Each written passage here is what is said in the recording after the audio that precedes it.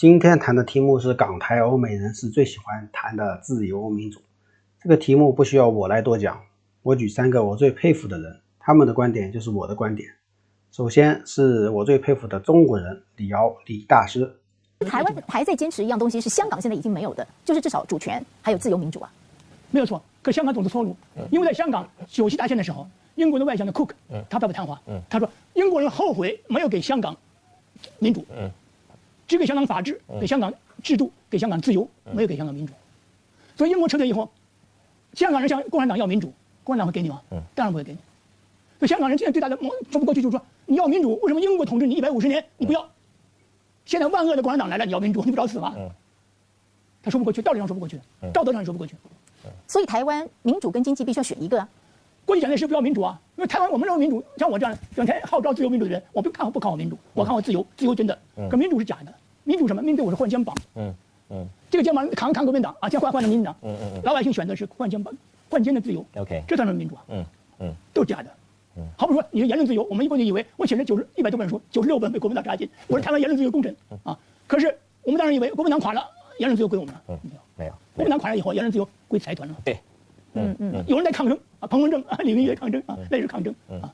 真正到利害边缘的时候，他们还会牺牲你，都要小心，就这样的。李大师真是预言家，果真后来他们的节目被关停了。不但过去被关停，现在就在前几天，彭文正在 YouTube 的视频也被下架了。我们看一下他是怎么讲的。我们的震惊关不了，就在选前3天发生一件大事，我们有6支影片史无前例的被 YouTube 给下架封锁了，而且还警告我们再犯会把我们的频道给关。YouTube 下架的理由是什么呢？在 YouTube 上发布的内容不得针对现任参选人及民选现任政府官员担任公职的技术性资格规定，非不实言论。第一个你要证实它是不实言论。后来我们发现原来是这个肖美琴的逻辑问题。我会针对震惊关不了被下架的6部影片跟 Google 打场官司。我要知道这一个判断是根据哪些单位的检举，检举的内容是什么，是谁判定了这些检举成立的。我要知道人啊，我一定会追出这个东西的水落石出。可以看到，连在 YouTube 都没有新闻自由。那么接下来我再举我最佩服的美国人诺曼·乔姆斯基，他对民主的看法。There's a major attack on democracy all the way through. By now it's reached the point which is pretty remarkable. When you take a look at one of the main topics in mainstream political science, no, I'm not talking about radicals, mainstream political science, is comparing public attitudes with public policy. It's a fairly straightforward, it's hard work, but straightforward effort. We have the public policy, so you can see it. There's extensive polling, quite reliable generally, consistent in its results. It gives you a good sense of what public attitudes are. And the results of this are published in the major books and articles, references if you like. The results are very straightforward. About 70% of the population, the lowest 70% on the income scale, are literally disenfranchised. Their opinions have no effect on policy. Their elected representatives don't pay any attention to them. That's one of the reasons why many of them don't bother voting. They're not going to pay attention to them anyway. You may not read the technical literature, but you understand it in other ways. As you move up the income scale, you begin to get a little more influence on policy. When you get to the top, and contrary to the Occupy movement, it's not 1%, it's more like 1/10 of 1%. When you get to the top, where the massive concentration of wealth is, they basically set policy. That's not democracy, that's plutocracy. And that's what we have accepted. And the good thing about it is it's changeable. It's not controlled by force. We are very free in that respect, thanks to victories over the centuries. It's not possible now for a corporation to do what Andrew Carnegie, the great pacifist, did in 1890. That gives a lot of options, and you have to make use of them. 另外，我们再来看一下我最佩服的新加坡人，这个李光耀他是怎么来谈的。很多人提什么民主制度了，那是不错的，可是先要常常记住，够吃够穿，家庭安全、社会安全，国家有把握，才可以说什么民主、什么权利。再看一个他在1992年香港的。I remember as a student in Britain being taught constitutional law by a very distinguished professor who had been one of Churchill's cabinet secretaries. And he illustrated with the example of Ceylon how the ideal transition to democracy and self-government would take place. They had their first municipal elections in 1932 for mayor of Colombo and a council for Colombo. They had 2 universities. They had a thick layer of professionals and administrative officers. They had large sterling balances. So they started off with all the advantages that would ensure progress and prosperity. Of course, I was taught this in 1947 when Ceylon had just got independence. And India, of course, had just gone into turmoil with the breakup of Pakistan and India. I have never believed that democracy brings progress. I know it to have brought regression. I watch it year by year, every 2 years when I meet my fellow members of the leaders of the Commonwealth. And it need not have been thus. The British never governed these countries by one man, one vote. It was one British government, one British resident, and his word was law. And he had good district officers whose word was also law for that district. That no ingenious democratic system of one man, one vote can ever bridge the divide between a majority Sinhalese population of about 14 to 16 million, whose intention is to dominate and to bring down some 2 million Tamils in Jaffna to their level. And Jaffna Tamils have, by tradition, been the better educated, been the administrators, been the judges, been the professionals. And that this breakup into warfare was inevitable.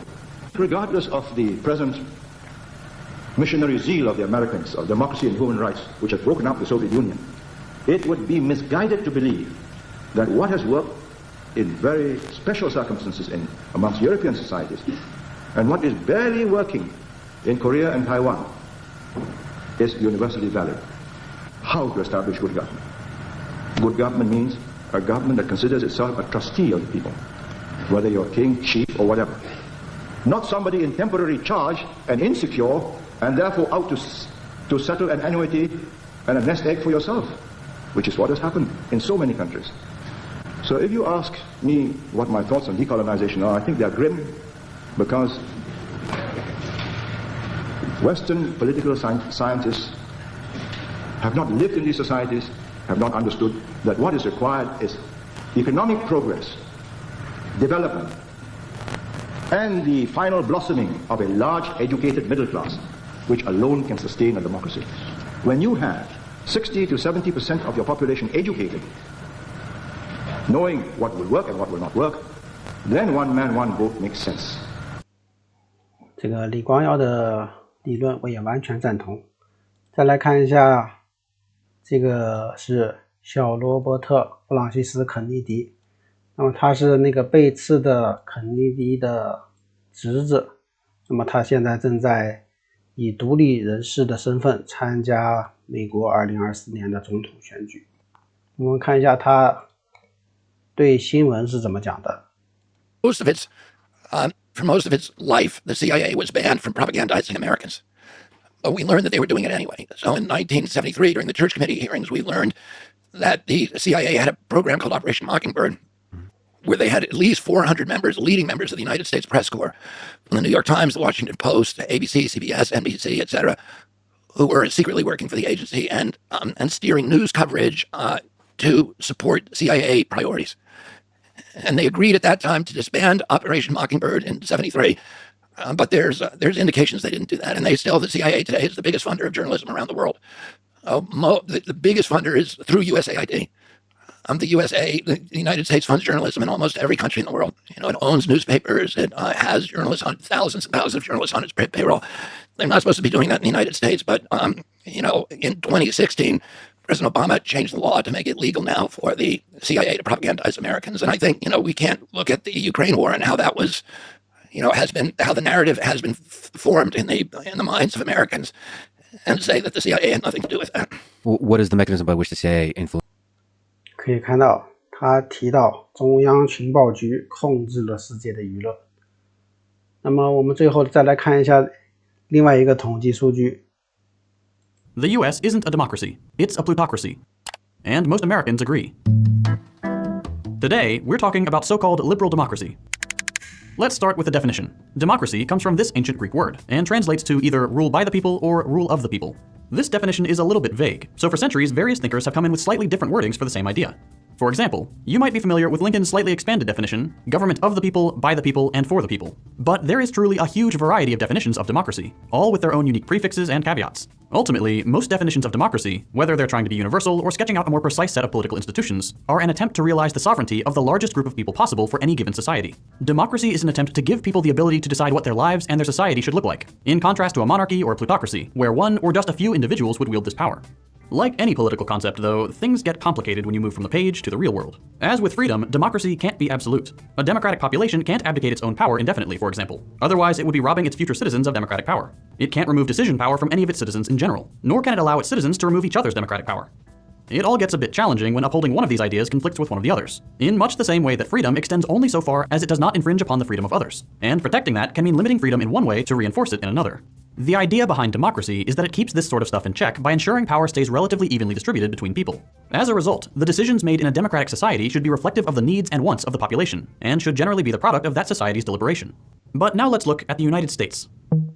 There's a good chance you've seen this graph before. It's taken from a Princeton study on policy outcomes and voter preference, and it's one of the most direct pieces of evidence for the US's so-called democratic deficit. On the horizontal axis, you have the public support for any given policy, and on the vertical axis, you have the likelihood that this policy gets passed by Congress. In an ideal situation, the two should meet in the middle. If 100% of the public supports something, for example, there should be a 100% chance of Congress passing it, and vice versa for a policy that 0% of people support. But that's not what the graph shows. Using a set of nearly 2,000 policies across 2 decades, the authors of the study find that for the bottom 90% of the population, support for any given policy has no influence whatsoever on the likelihood of that policy getting passed. The line is flat. Regardless of whether the bottom 90% want something to happen or not, there is no difference in the chances of Congress passing a bill about it.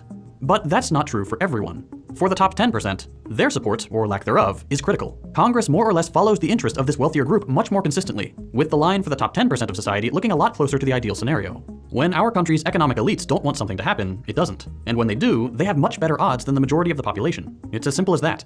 Your vote only helps pick which part of the wealthy population has a say.